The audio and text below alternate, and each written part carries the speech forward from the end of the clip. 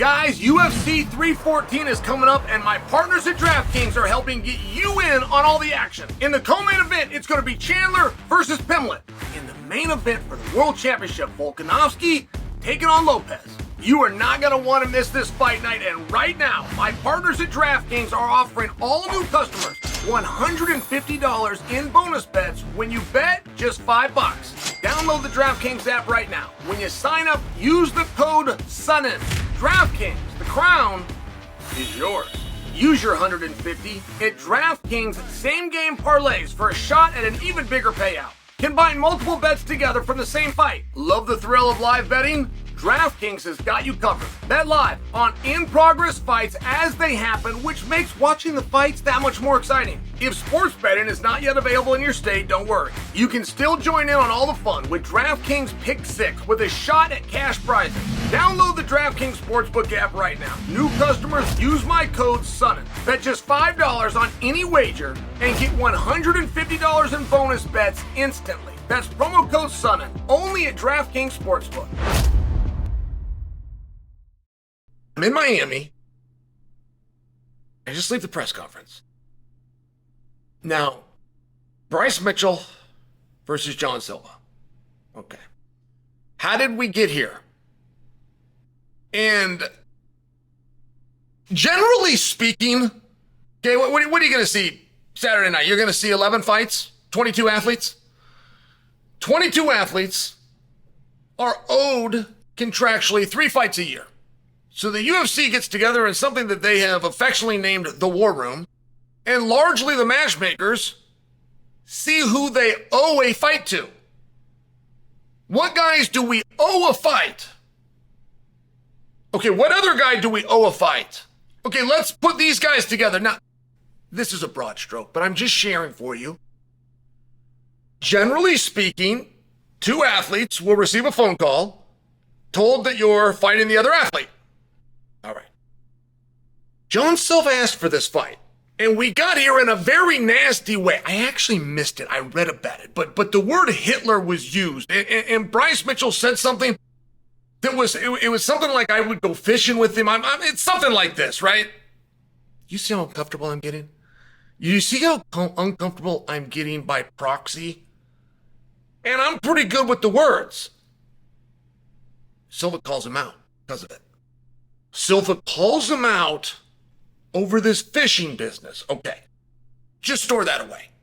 Store that away because I just left the press conference and Bryce Mitchell had what John Anik referred to as a clapback.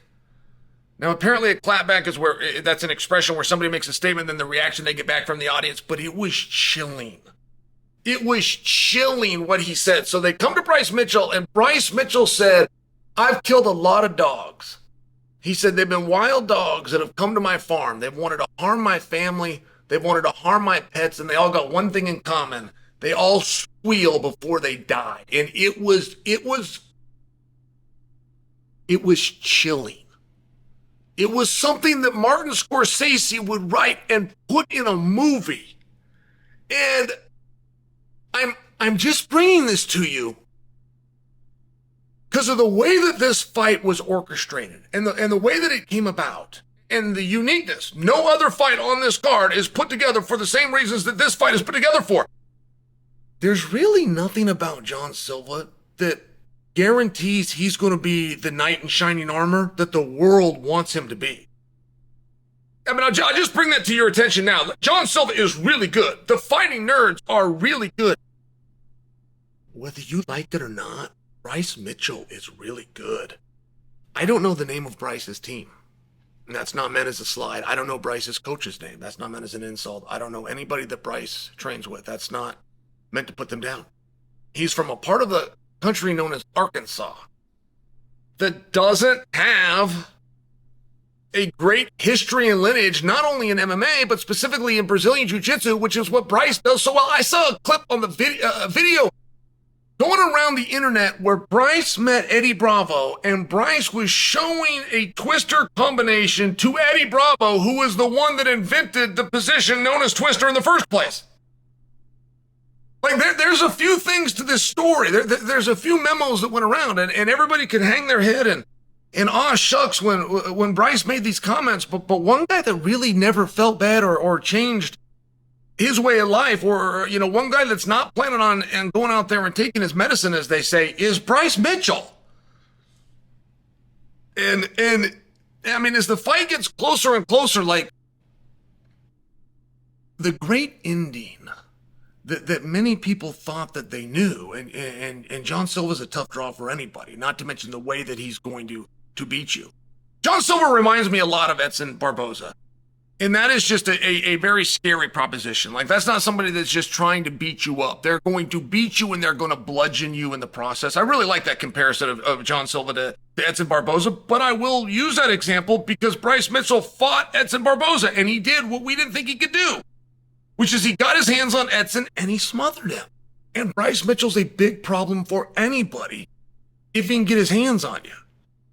And there was so much to this story. There was so much unspoken about this story where Bryce did, by society standards, a really bad thing. However, that really bad thing was going to be adjudicated and paid for after he takes his ass whipping from John Silva. That is largely the emotion and the demeanor of the fan. And I'm just telling you, as this fight gets closer and closer,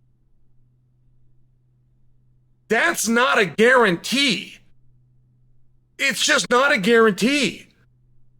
John Silva is in a very interesting spot, but to watch the support of Bryce, to watch how unwilling Bryce is to go out and pay a penance in the form of a mixed martial arts fight. I mean, like if there's a memo and there's a script going around, I will tell you guys, having just left the press conference, Bryce Mitchell did not receive that memo.